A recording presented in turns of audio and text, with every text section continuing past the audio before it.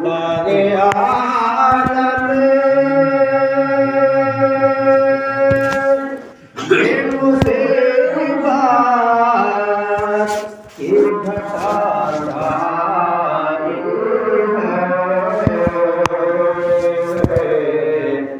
आप आए तो ज़माने में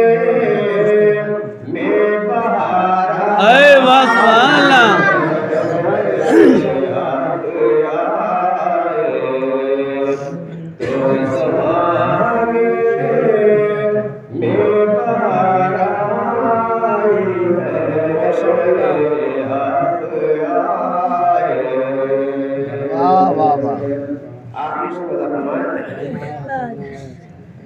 मरने वाले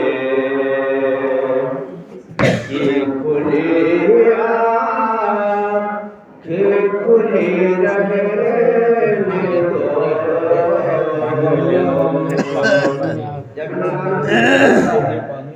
तो जाने वाले की आँख खुली होती है और मुंह खुल जाता है। आँख भी खुली रहती है, मुंह भी खुल जाता है। मज़हब का उसूल है कि अगर आँखें खुली हो तो नरमी से उसे बंद कर दो और मुंह अगर खुला हो तो एक चौड़ी पट्टी लेकर के नीचे से लेकर के सर के ऊपर ले जाकर बांध दो ताकि मुंह न खुल पाए। ये मज़हब का कायदा है। लेकिन एक आशिक क्या कहता है वो सुनिए। इश्क अलग चीज़ है, मज़हब अलग चीज़ है।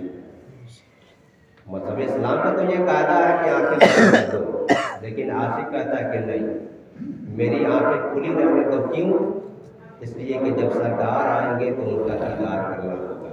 बोले मरने वाले की खुली आँखें खुली रहने दो,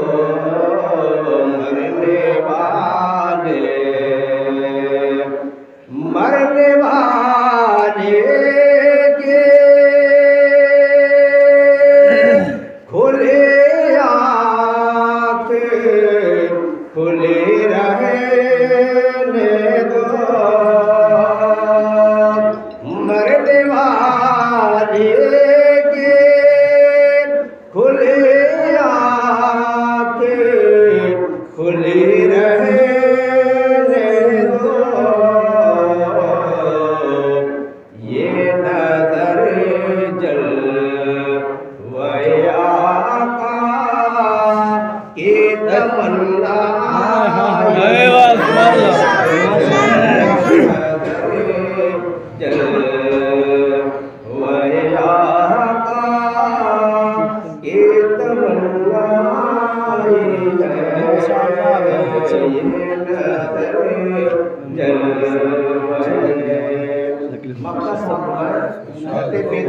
मक्के में क्या कहते हैं, हम आपको एक पैगाम देते हैं और हकीकत बात है, बात हकीकत उन्होंने कही है।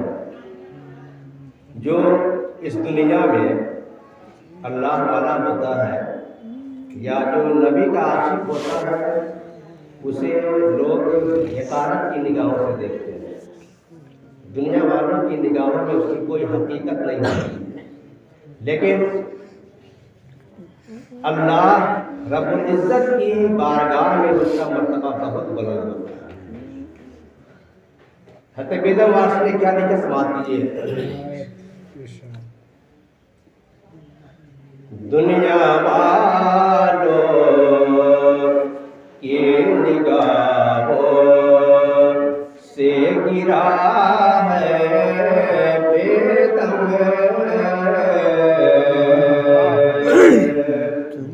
दुनिया वालों की निगाहों से गिरा है बेदम, दुनिया वालों के निगाहों से गिरा है बेदम दुनिया वालों के निगाहों से गिरा है बेदम, तब कहेगा कि तेरे दिल में जगह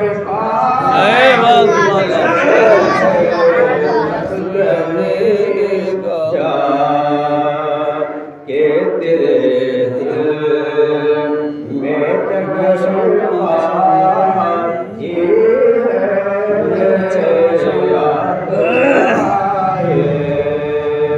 तो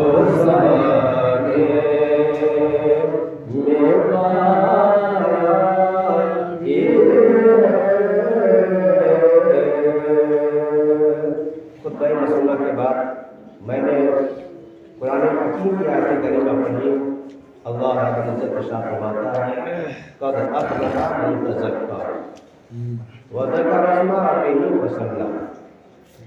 आज हर इंसान कामयाबी की मंजिलों को छूना चाहता है, हर इंसान अपनी कामयाबी चाहता है, लेकिन कामयाबी का राज छुपा कहाँ है ये हमें आपको पता नहीं है, और न ही हम उसकी तलाश के पीछे पड़ते हैं कि कामयाबी हमें मिलेगी कहाँ।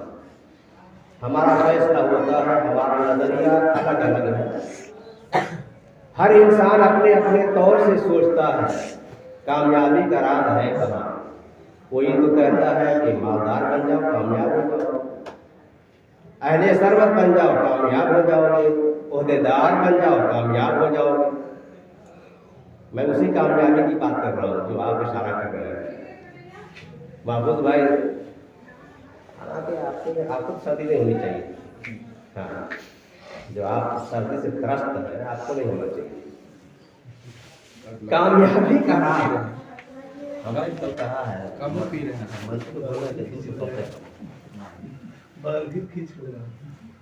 कामयाबी का राज, बस चंद बातें सुन लीजिए। कामयाबी का राज छुपा कहाँ है। अपने अपने तौर पे हम सोचते हैं, अपना अपना फैसला लेते हैं कि दौलतमंद बन जाओ कामयाब हो जाओगे, ओहदेदार बन जाओ कामयाब हो जाओगे। लेकिन कुरान का जो फैसला है वो सुनिए। कुरान किसे कामयाब कहता है? कुरान कहता है क़द अफ़लहा मन तज़क्का। कामयाब हो गया वो शख्स जिसने अपने दिलों की सफाई करी, जिसने तज़किया नफ्स कर लिया, वो कामयाब हो गया। व ज़करा इस्मा रब्बिही फसल्ला, अपने दिलों को साफ सुथरा किया, दिल की सफाई की, इसके बाद अपने रब का जिक्र किया, और जिक्र भी किया तो सबसे अफजल जिक्र किया अल्लाह ताला की बारगाह में अपनी पेशानी की, यानी नमाज। तो अल्लाह पाक ने इरशाद फरमाया कामयाबी उसी चीज में है कि इंसान अपने दिलों की सफाई कर ले। याद रखेंगे आप, जो इंसान अपने दिल की सफाई कर लेता है वो कामयाबी की मंजिलों से हमकिनार हो जाता है।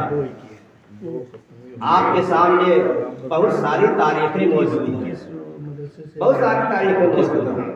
मेरे पैगंबर ने इरशाद फरमाया कि इंसान के जिस्म के अंदर गोश्त का एक ऐसा टुकड़ा है जो अगर सही हो गया तो सारा जिस्म सही हो जाता है, और अगर कहीं और बिगड़ गया तो पूरा जिस्म बिगड़ जाता है।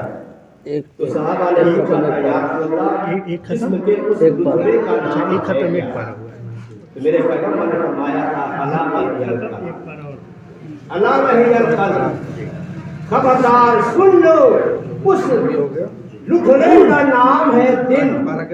अगर दिल सुधर गया तो सारा जिस्म सुधर गया, और कहीं दिल बिगड़ गया तो सारा जिस्म बिगड़ गया। यही वजह है कि अल्लाह वाले पहले अपने दिल की सफाई करो। अपने दिल की सफाई करते थे। हज़रत बायजीद बुस्तामी रहमतुल्लाह ताला अलैह, इनका नाम आपने सुना होगा, बहुत बड़े बुजुर्ग, बहुत बड़े बुजुर्ग। हज़रत बायजीद बुस्तामी रहमतुल्लाह ताला अलैह फरमाते हैं कि एक दिन मैंने अपने नफ्स को अपने वजूद से निकाल कर मुलाजा किया। मैंने देखा अल्लाह की वजूद की शान बड़ी निराली होती है। जो काम हम नहीं कर पाते वो कर जाते है कि नहीं? ऐसे भाई ने फरमाते कि मैंने अपने वजूद से अपने नफ्स को निकाला, और जब निकाला तो उसकी हालत ये थी कि उसका पूरा जिस्म मुर्दा था, लेकिन उसका सर सिर्फ जिंदा था।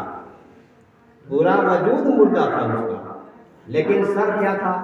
सर जिंदा था। मैंने नफ्स से पूछा, ए नफ्स, आखिर तुम्हारी ये कैफियत क्यों है? पूरा जिस्म मुर्दा है, तुम्हारा सर जिंदा है, आखिर इसकी वजह क्या है? इसका राज क्या है? तो पहले तो नफ्स ने बताने में टाल मटोल किया, क्योंकि नफ्स भी जान रहा था कि बता दूंगा तो हमारी जिंदगी खत्म हो जाएगी, जो जिंदगी सर में बची वो भी खत्म हो जाएगी, वो जान रहा था। टाल मटोल करने की बहुत कोशिश किया, लेकिन हज़रत बायजीद ने पकड़ लिया, नहीं बताना पड़ेगा, बताना पड़ेगा कि आखिर तुम्हारी ये आदत क्यों है? पूरा जिस्म मुर्दा है और सिर्फ तुम्हारा सर जिंदा है, इसमें राज क्या है? तो जानते हैं नफ्स ने कितना प्यारा जवाब दिया था। नफ्स ने जवाब दिया था, हुजूर, जब आपको लोग हज़रत बायजीद बुस्तामी कह करके पुकारते हैं और हज़रत बायजीद बुस्तामी कह करके आपके घुटने को छूते हैं, आपके सामने जब झुकते हैं तो आपके दिल में एक खुशी की लहर दौड़ती है, आपके दिल में खुशी की लहर दौड़ती है। वही मेरी जिंदगी है, वही मेरी जिंदगी है। आप सोचें, कोई भी इंसान अपनी तारीफ से खुश होता है कि नहीं होता? हर इंसान अपनी तारीफ से खुश होता है, हर इंसान अपनी ताज़ीम से खुश होता है। अगर कोई उसकी तारीफ न करे तो उसके दिल को दुख पहुंचता है। लेकिन ये खुशी भी हमारे सामने, हमारी तारीफ भी हमारे लिए ये हानिकारक है, नुकसानदेह है कि नहीं? हज़रत बायजीद फरमाते हैं कि नफ्स ने कहा था कि जब आपको लोग बायजीद बुस्तामी कह करके आपके घुटने को छूते हैं, आपके सामने जब सर झुकाते हैं, आपके दिल को खुशी होती है, वही मेरी खुराक है। हज़रत बायजीद समझ गए कि इसकी मौत इसकी मुखालिफत में है। हज़रत बायजीद ने किया क्या? रमज़ान का दिन था, रमज़ान का महीना था, जुमा का दिन था, रमज़ान का महीना था, जुमा का दिन था। शाहराह पे खड़े हो गए, चौराहे पे खड़े हो गए हज़रत बायजीद, और खड़े होकर के अपने गेठरी से रोटी का टुकड़ा निकाला। रमज़ान का महीना, जुमा का दिन है कि नहीं? तो रमज़ान के महीने में लोग किस हालत में रहते हैं? रोज़े की हालत है कि नहीं? और वो भी अल्लाह वाले हैं, अल्लाह के वली हैं, पूरा ज़माना जानता है कि बड़े बुजुर्ग हैं, वो भी तो रोज़ा रखेंगे। लेकिन उन्होंने किया क्या? चौराहे पे खड़े हो गए, थे उस दिन, लेकिन चौराहे पे खड़े हो गए। खड़े होने के बाद उन्होंने अपनी गेठरी से सूखी रोटी का टुकड़ा निकाला और खाने लगे। लोग आ रहे हैं, जा रहे हैं, देख रहे हैं, ताज्जुब में पड़े हुए हैं, आखिर इनको हो क्या गया? आखिर ये ऐसा क्यों कर रहे हैं? लोग आ रहे हैं, देख रहे हैं, अब उनको बुरा भला कह रहे हैं। ये तो बड़े बुजुर्ग हैं, इन्हें रोज़ा रखना चाहिए था, रमज़ान का महीना है, रोज़ा नहीं है, ये कैसे बुजुर्ग है? बुरा भला कहना शुरू कर दिया उन्होंने। हज़रत बायजीद से मुरीदों ने पूछा, हुजूर आखिर आपने ऐसा क्यों किया? आपने आखिर ऐसा क्यों किया? जवाब सुनिए। हज़रत बायजीद फरमाते हैं कि सुनो, मुझे गवारा है कि मैं एक रोज़े को जानबूझकर मैंने तोड़ा है, तो उसका कफ़ारा मैं अदा करूँगा। एक रोज़े का कफ़ारा क्या है? 60 रोज़ा लगातार। अगर कोई आदमी जानबूझ करके रोज़ा छोड़ दे, तोड़ दे, तो उसका कफारा 7 दिन और 1 दिन ये वाला 61 दिन। हज़रत वाहिद फरमाते कि मुझे गवारा है कि मैं रोजे का कफारा अदा करूंगा, 1 रोजे के बदले 61 रोजे रखूंगा, लेकिन मुझे ये गवारा नहीं है कि मेरा नफ्स जिंदा रहे, मुझे ये गवारा नहीं कि मेरा नफ्स जिंदा रहे और मुझ पर वो हावी रहे, मेरा दुश्मन बना रहे। तो ये बुजुर्गों का तरीका है। अल्लाह वाले अपने नफ्स की पाकीज़गी पहले इख्तियार करते हैं, और जब पाकीज़गी इख्तियार कर लेते हैं ना तो अल्लाह पाक जो है बुलंद मर्तबा अदा करता है, और उनकी शान ये हो जाती है कि ज़बान उनकी होती है, उस ज़बान पे बोल तक हो जाता है, कान उनका होता है, लेकिन उस कान में सुनने की ताकत खुदा की हो जाती है। अलगरज उस बंदे के हर अंग में खुदा की कुदरत शामिल हो जाती है, और जब खुदा की कुदरत शामिल हो जाती है फिर उससे कोई चीज़ न तो दूर रहती है और न करीब रहती है, वहाँ दूरी और नज़दीक कोई बात नहीं होती। अल्लाह ताला हमें और आपको अपने प्यारे महबूब के नक्शे कदम में चलने की तौफीक अता फरमाए। अल्लाह अपने महबूबीन के उस वजह हसना पे हमें और आपको चल करके हमें अपनी ज़िंदगी ताबला करने की तौफीक अता फरमाए, और जाने वाले महबूब की जुमला खताओं को गलत अपने फज़ल करम से मुआफ़